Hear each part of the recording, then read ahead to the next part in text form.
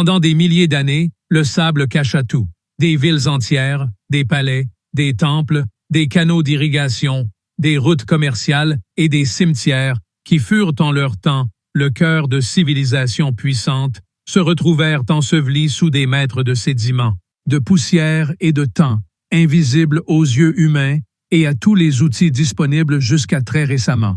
Puis, arrivèrent les satellites avec des radars à ouverture synthétique et des capteurs infrarouges capables de pénétrer le sol, et la carte du passé humain commença à se réécrire. Ce que ces instruments ont trouvé sous le sable d'Égypte, d'Arabie, de Mésopotamie et d'autres régions du monde a contraint les archéologues à repenser complètement l'échelle, la complexité et l'étendue géographique des civilisations anciennes. Ce ne sont pas de modestes ruines, ce sont des méga-constructions, des infrastructures d'échelle monumentale qui pendant des siècles étaient là, invisibles, attendant d'être trouvées. Laisse ton like, abonne-toi et partage. Commençons.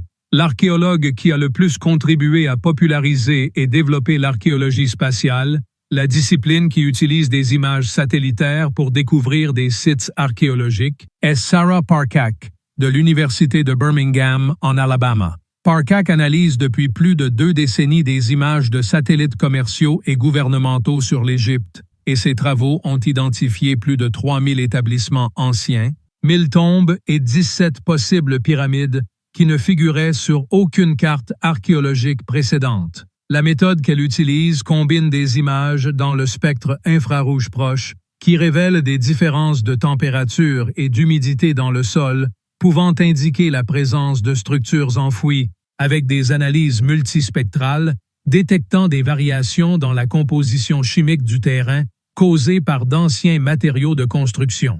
L'une des découvertes les plus marquantes de Parcak fut l'identification, par analyse d'images du satellite QuickBird, de ce qui semblait être une ville enfouie sous le site de Tanis, dans le delta du Nil, dans le nord de l'Égypte. Les images montraient des schémas réguliers sous la surface que les archéologues interprétèrent comme des rues, des bâtiments et des murs d'une ville de grande dimension.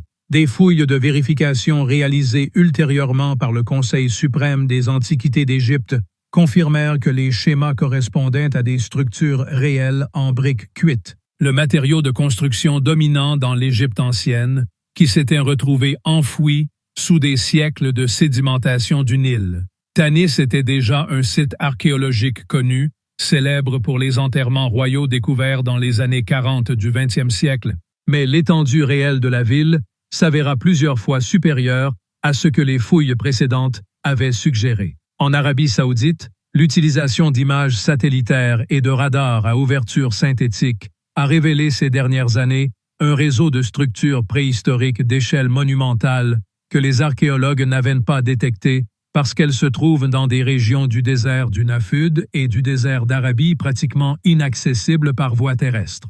Parmi ces structures se trouvent les mustatiles, un type d'enclos rectangulaire délimité par des murs de pierre atteignant jusqu'à 600 mètres de longueur et entre 20 et 60 mètres de largeur, dont la fonction exacte reste débattue. Une étude publiée dans la revue en libre accès PLOS ONE en 2021 par des chercheurs de l'Université de Western Australia identifia plus de 1000 mustatiles dans le nord-ouest de l'Arabie saoudite grâce à des images satellitaires de Google Earth et de satellites haute résolution. Les datations au radiocarbone de matériaux organiques trouvés dans certains de ces enclos indiquent qu'ils furent construits il y a entre 7000 et 5000 ans, ce qui en fait certaines des structures monumentales les plus anciennes du monde. Plus au nord, dans la région du Croissant fertile englobant des parties de l'actuel Irak, de la Syrie, de la Turquie et de la Jordanie, les satellites ont révélé l'étendue réelle des réseaux de canaux d'irrigation construits par les civilisations mésopotamiennes.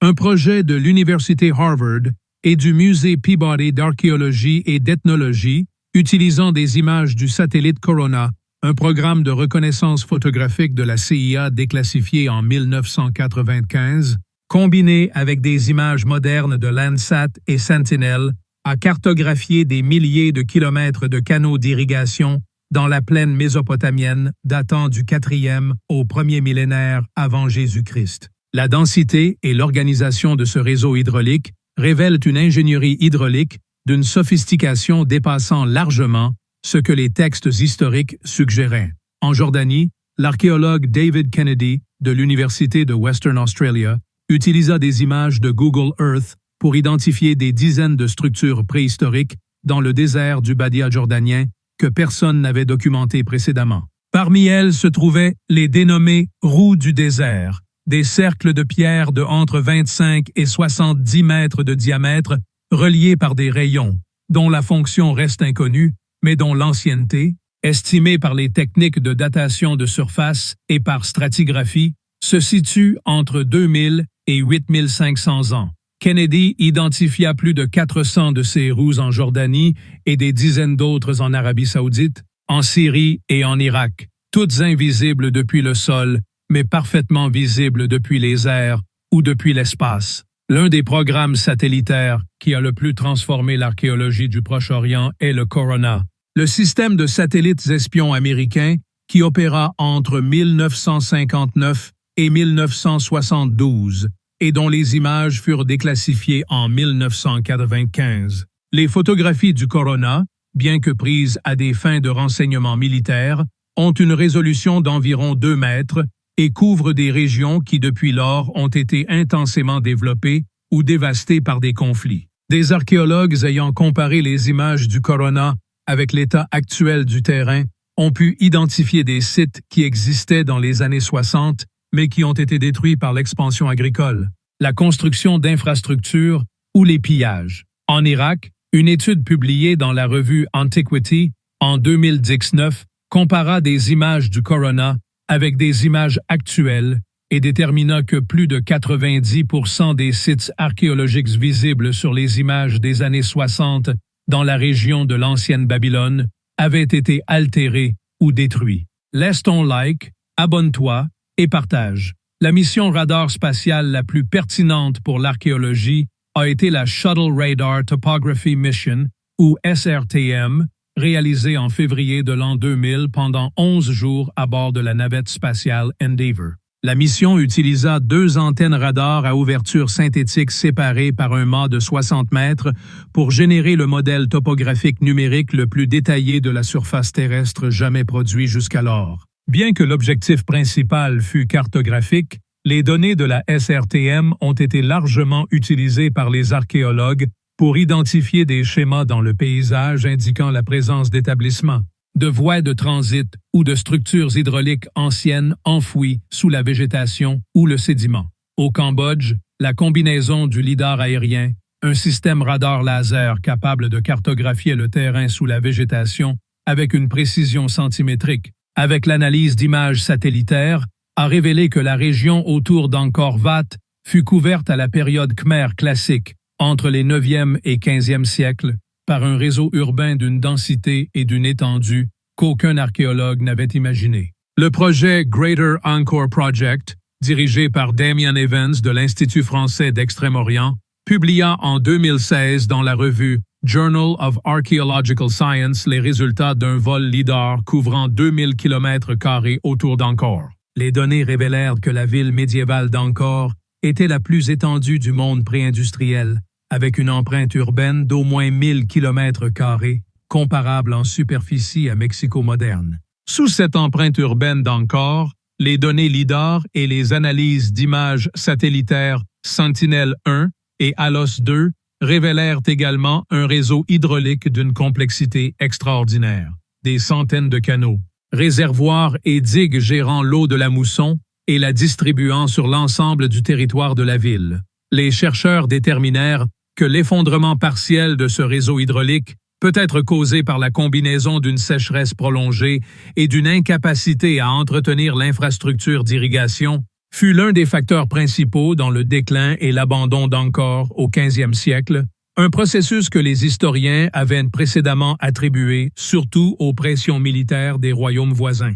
Dans le Sahara, le radar à ouverture synthétique à bord de la navette spatiale Columbia fut utilisé en 1981 pour obtenir des images de la région du désert de Selima, dans le sud de l'Égypte et le nord du Soudan. Les images révélèrent sous le sable du désert un réseau d'anciens chenaux fluviaux, connus sous le nom de paléocanaux, indiquant que la région avait été traversée par des rivières de taille considérable à des époques préhistoriques, lorsque le Sahara était plus humide durant la période connue sous le nom de Sahara Vert, survenue entre environ 11 000 et 5 000 ans auparavant. Par la suite, des fouilles archéologiques à proximité de ces paléocanaux trouvèrent des outils de pierre, des restes d'animaux et des céramiques confirmant que la zone fut habitée par des populations humaines durant cette période humide, suivant l'eau aujourd'hui invisible sous le sable. Les découvertes les plus récentes en archéologie satellitaire se sont produites en Amazonie, où la combinaison d'images du satellite Sentinel-1, qui opère dans le spectre des micro-ondes et peut pénétrer le couvert végétal avec des données LIDAR, a révélé au cours des 5 dernières années l'existence de centaines de géoglyphes, des figures géométriques tracées dans le sol par des fossés ou des remblais, dans des régions du bassin amazonien du Brésil et de la Bolivie, que l'on considérait jusqu'à récemment comme pratiquement dépeuplées avant l'arrivée des Européens. Les géoglyphes, qui dans certains cas forment des complexes de plusieurs dizaines de figures géométriques atteignant jusqu'à 300 mètres de diamètre, furent construits par des populations ayant vécu en Amazonie entre il y a 2500 et 500 ans, et leur échelle et leur organisation impliquent le type de société complexe et hiérarchisée que les archéologues croyaient pendant des décennies impossibles dans l'environnement de la forêt tropicale. Ce que toutes ces découvertes ont en commun, c'est qu'elles furent invisibles pendant des siècles ou des millénaires, non pas parce qu'elles n'existaient pas, mais parce que les outils nécessaires pour les voir n'existaient pas. Le sable, la végétation, le temps et l'oubli sont des archivistes imparfaits. Ils préservent les choses, mais les cachent. Les satellites et leurs instruments sont les premiers à pouvoir regarder au-delà de cette dissimulation à l'échelle mondiale et systématique. Cette nouvelle capacité technologique révolutionne l'archéologie. Désormais, avec des technologies comme le radar à pénétration terrestre et le LIDAR, détection et mesure par la lumière, embarqués sur des satellites, nous pouvons sonder les couches superficielles de la Terre avec une précision sans précédent. Ces méthodes révèlent des schémas, des structures et des anomalies géométriques que la vue humaine ou la prospection terrestre traditionnelle passe simplement à côté. Et chaque fois qu'elles le font, la carte du passé humain s'agrandit, se complexifie et devient infiniment plus riche. Les méga-constructions enfouies ou les villes perdues sous le sable ne sont plus de simples mythes ou spéculations d'explorateurs. Elles deviennent des réalités cartographiées. Ces découvertes suggèrent que l'échelle de la civilisation et de l'ingénierie de nos ancêtres a été dramatiquement sous-estimée. Les méga-constructions sous le sable ne sont pas des anomalies. Elles sont la norme de ce que nous n'avons pas encore trouvé. Elles représentent une bibliothèque de l'histoire que la Terre a gardée pour être lue par la technologie du 21e siècle. Laisse ton like, abonne-toi et partage. À la prochaine.